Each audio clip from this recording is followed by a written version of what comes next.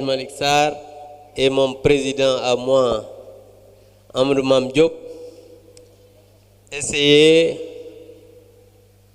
après l'ouverture de mon patron Seydou Gueye, de revenir un peu sur l'objet de cette conférence de presse.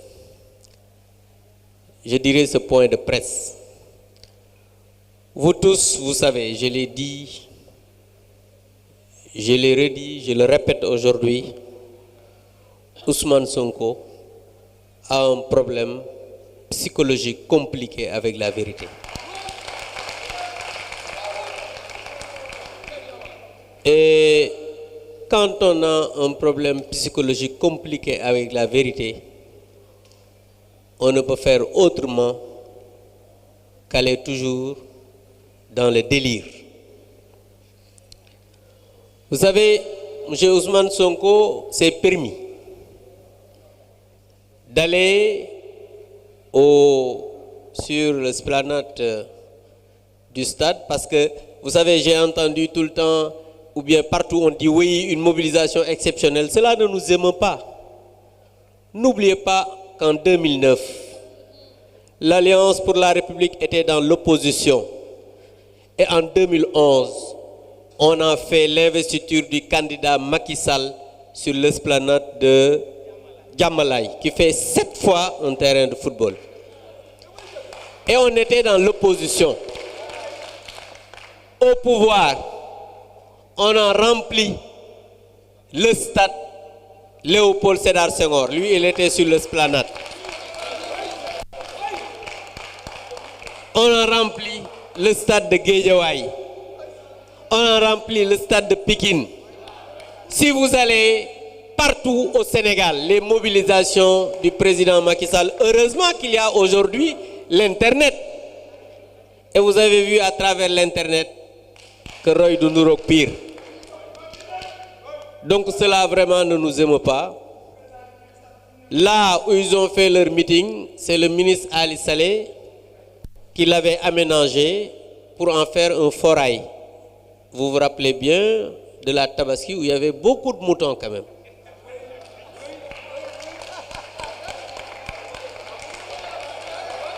Chers journalistes,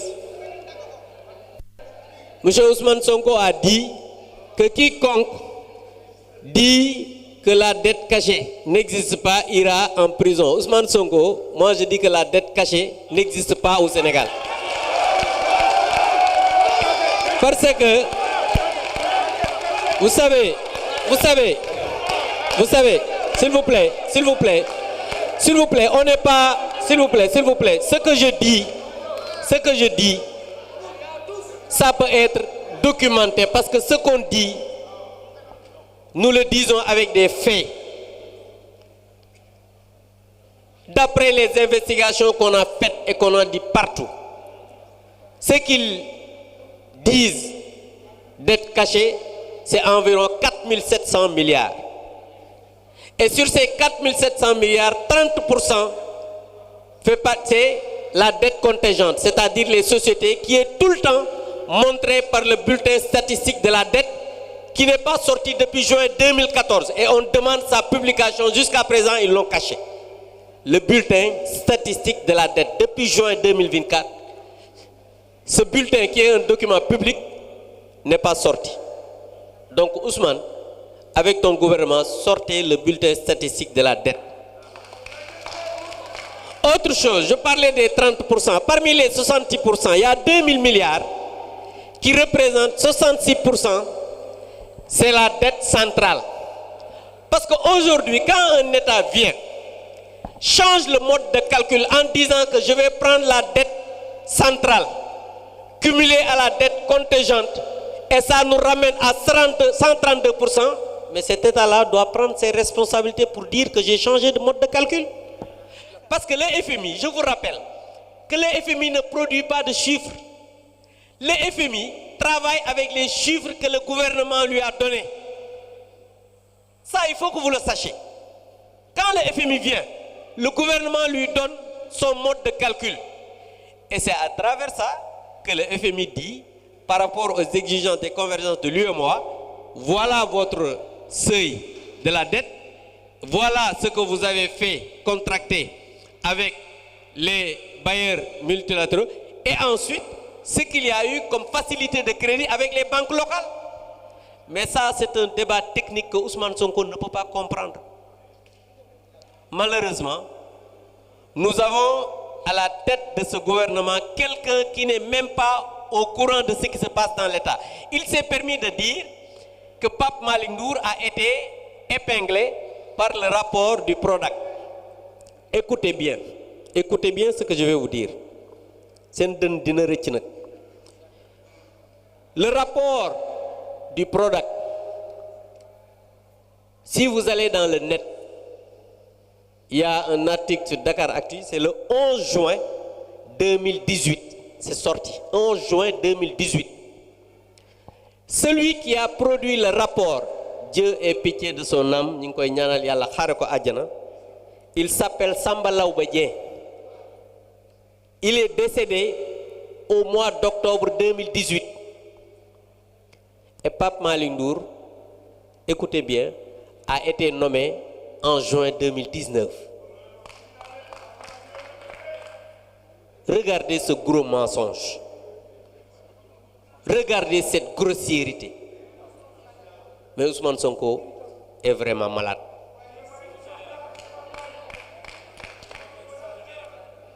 Et je voudrais que Ousmane Sonko, à travers son meeting, était passé de Ousmane Bari Dolé à Ousmane Bari Khalis. Parce que vous avez vu qu'ils ont pris tous les cadres du Sénégal avec de l'argent public. Il a essayé d'expliquer en disant que oui, certains ont donné 20 millions, d'autres 2 millions. Il faut que les Sénégalais se réveillent et sachent que ces gens-là sont en train de marcher, je dirais bien même, au niveau de leur conscience. Parce que même les budgets aujourd'hui, il dit que les fonds politiques, oui, l'exécution. Mais il avait dit que la première mesure serait de supprimer les fonds politiques. Les fonds politiques existent toujours. Le budget de la présidence a quitté 72 milliards pour aller à 204 milliards.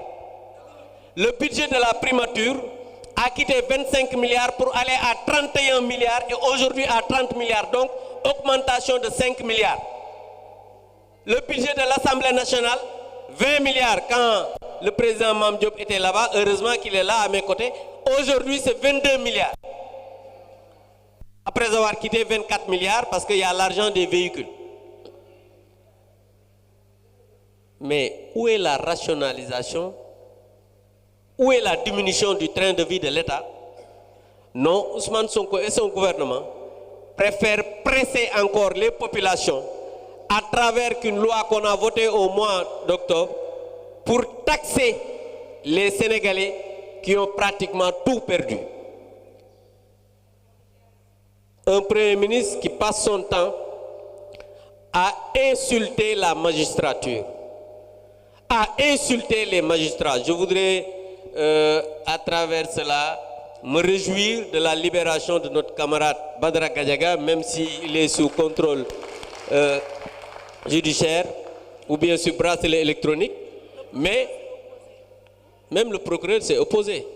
La Diop est sorti de prison pour dire simplement qu'aujourd'hui, l'état de droit est en train de s'exercer, malgré l'opposition de Ousmane Sonko. Parce que Ousmane Sonko veut installer une dictature dans ce pays, mais nous avons une justice debout et des magistrats debout.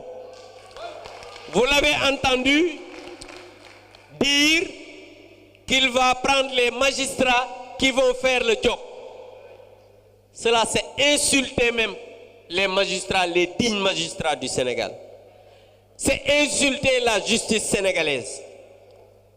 Ousmane Sonko doit être arrêté parce que j'ai dit un jour ici que s'il y a quelqu'un qui doit être poursuivi pour ces jeunes qui sont morts, c'est bien Ousmane Sonko qui a appelé au Mortal Kombat. Ousmane Sonko a appelé au Mortal Kombat. Il a dit Koudé Sandey Djurat.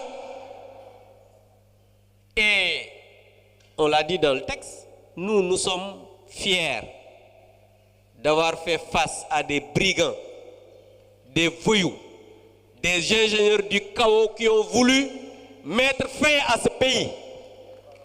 Et le président Macky Sall, en toute responsabilité avec son gouvernement et les forces de défense et de sécurité que nous félicitons, ont fait face à ces ingénieurs du chaos. S'ils ne l'avaient pas fait, aujourd'hui, on n'aurait pas encore un pays qui s'appelle le Sénégal. Et ils se permettent de prendre l'argent du contribuable et de donner ça à des soi-disant ex-détenus, sans aucune décision de justice. C'est inacceptable et scandaleux. Mais en tout cas, nous, à l'Assemblée nationale, on va exiger que cet argent-là nous soit restitué parce qu'on ne sait pas dans quelles conditions ils l'ont dépensé. Donc, pour dire simplement que nous avons un Premier ministre qui est malade, un Premier ministre qui a un problème psychologique avec la vérité, un Premier ministre qui ne comprend pas l'État, un Premier ministre qui n'est pas informé, bref, un Premier ministre qui ne mérite pas sa place, qui a un boubou plus long, plus gros, je ne sais pas, il est large que ce qu'il doit avoir. Donc vraiment, malheureusement, on a un homme comme ça à la tête du gouvernement qui a un problème avec tout le monde, mais enfin, il a un problème avec lui-même. Pour nous rek wax né ñun li nga xamné mo ñu fi dajalé tay moy waxtaan ci yu doy waar yi nga xamné Ousmane Sonko wax nako. Ndax ñun bu ñuy am dégg muy wax dañuy gis nit koo xam ne dafa feebar, nit koo xam ne dafa am problème.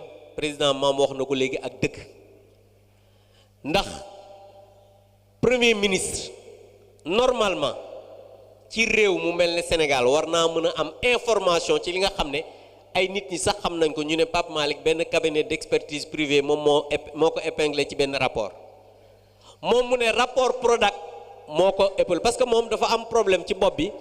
mooy rapport Prodac moo tax nekkul candidat te mënul nekk candidat 2029 parce que loolu coow li yëpp loolu moo ko indi. Xam nga Ousmane dafa war a xam ne suñu borom mooy fal, ñun suñu yoon nekkul ci digganteem ak Diomaye parce que ñoom ñëpp a yam. C'est qu'il faut que les gens comprennent que ñun nekkuñu fi di défendre Diomaye wala keneen. ñun Diomaye mook Ousmane Sonko ñoo yam. C'est parce que Diomaye moo nekk président de la République.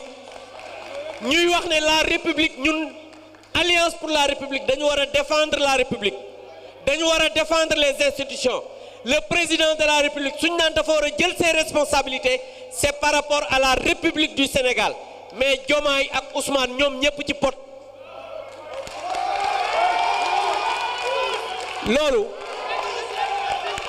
parce que pourquoi je le dis non lu tax ma koy wax parce que souvent nit ñi dañ naan woy yéen da ngeen a yàkkamti seen déglu leen ma ñaar ñi ñu séparé wu ñu xuloo. ñun suñu yoon nekkul ci seen xuloo parce que seen xuloo yéen a ngi xuloo ba pare kenn ñemewul wax sa morom damaa xuloo ak yow yéen a xam. C'est ça la vérité. Ousmane Sonko fii la wax ne damay def importante déclaration ba ci guddi gi nga gis ne muy wax ne damay meeting mu ne le 8 dinaa wax bi mu ñëwee mais indirectement yow su fekkee da nga attaqué benn conseiller président attaqué ministre président yow ko attaqué xam nga saway bu ñu naxante gis nga seen yii ñuy def république bi la ñu bëgg a daaneel ñun nag duñu nangu ko daaneel république bi moo tax ñuy wax ne dégg ngeen un député di jox ultimatum président de la République pour mu dax Abdourahmane Diouf parce que demain ci ngoon la war a jaar assemblée nationale suba la war a jaar assemblée nationale man nag dinaa ci dem xool. Donc pour dire simplement que ñun dañuy wax ne Alliance pour la République parti la boo xam ne ku dul Ousmane Sonko sax mënu koo tas parti bu responsable la président bi nga xam ne moo ko jiite muy président Macky Sall dafa def fii ci réew mi bilan boo xamante ne nii lépp loo xamante ne nii jël nañ ko dans tous les secteurs da ngay gis ne am na ay réalisation la preuve ba ñu ñëwee ba léegi depuis 18 mois ngénte ay doom yu jurul lañ fi nekke muy BRT di TER bi di centre yi ñuy liggéeyee affaire stade bi li nga xamante ne nii moom mooy ci wàllu ndox mi ci wàllu courant bi hôpitaux ñoom lenn rek lañ fi def te loolu sénégalais yi xam nañ ko mooy yokk ndox mi ci taxi yi barki Dembo Ndiaye yokk taxi yi ci courant bi yokk dund bi gën a cher ba pare dem inauguré statue Lat Dior ca Thiès loolu de laa gis man lu ñu fi def à part ça lu dul taxe sénégalais yi ne leen cotiser leen ma nguuru parce que moom bi muy jël nguur gi yéen a ngi fàttaliku chaque jour ñu ne xaw ma lan tour cotiser leen ma falu moom mu falu wax bëgg a wax ne cotiser leen ma nguuru waxoon naa ko assemblée keroog ne leen dafa mel ne mooy mer ndate mi ci koñ bi rek yor natt bi ku teggi mu ne lebal ma ci loolu nag mënul nekk il faut que ñu xam ne Sénégal réewu jàmm la Sénégal réewu république la te waxoon naa leen ko Pape Malick Ndour ci tubaab wax naa ko sànq Ousmane Sonko moom moo wax ne rapport Prodac moom moo ko épinglé rapport bi en 2018 juin boo xoolee ci internet Dakaractu génne na ko ki nga xam ne moo def rapport bi yàlla na ko yàlla yërëm te yeexe ñu moom génn na àdduna juin octobre 2018 la génn àdduna Pape Malick Ndour ñi ngi ko nommé 6 juin 2019 waa léegi nan la ko génn àdduna mën a épingler Pape Malick Ndour